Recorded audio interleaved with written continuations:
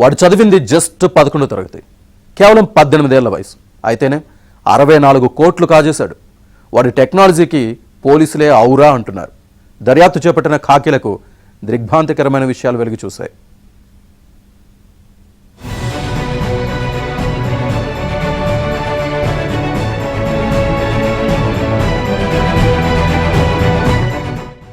అతడి వయస్సు 18 ఏళ్లు, చదివింది 11వ తరగతి. కానీ టెక్నాలజీని వాడుకుని ఏకంగా కోట్లు కాజేశాడు.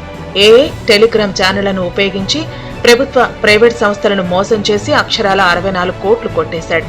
ఇటీవల గుజరాత్ సైబర్ క్రైమ్ పోలీసులు ఓ అంతర్రాష్ట్ర సైబర్ నేరగాళ్ల నెట్వర్క్ ఛేదించారు. అయితే ఆ రాకెట్ వెనుక ఉన్నది 18 ఏళ్ల యువకుడని తెలుసుకుని షాక్ కి గురయ్యారు.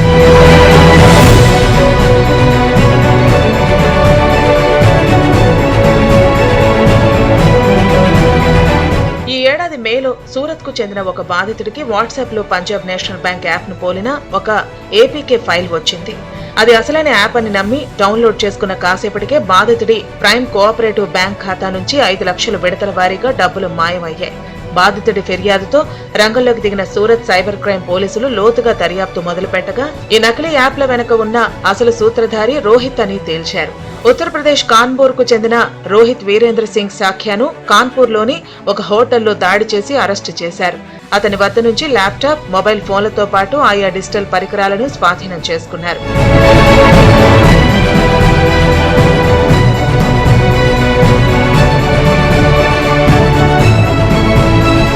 అయితే పోలీసుల దర్యాప్తులో దిగ్భ్రాంతికర విషయాలు వెలుగులోకి వచ్చాయి. 11వ తరగతి డ్రాప్ అవుట్ అయిన రోహిత్ ఏఐ టూల్స్, టెలిగ్రామ్ ద్వారా కోడింగ్ నేర్చుకుని 16 ఏళ్ల వయసు నుంచే ఈ సైబర్ నేరాల బాట పట్టినట్లు గుర్తించారు.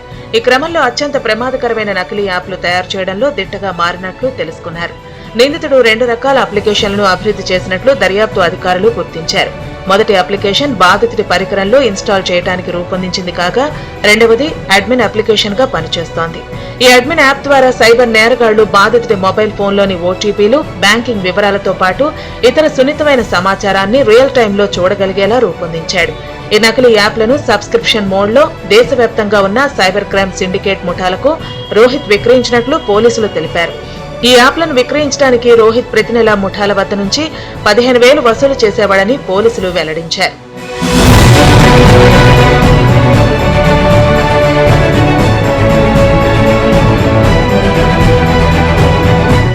రోహిత్ తన క్లయింట్ అవసరాల ఆధారంగా బ్యాంకులు, ప్రభుత్వ విభాగాలు, ప్రధాన కంపెనీల అప్లికేషన్లను పోలిన నకిలీ అప్లికేషన్లను సృష్టించేవాడని పోలీసులు తెలిపారు.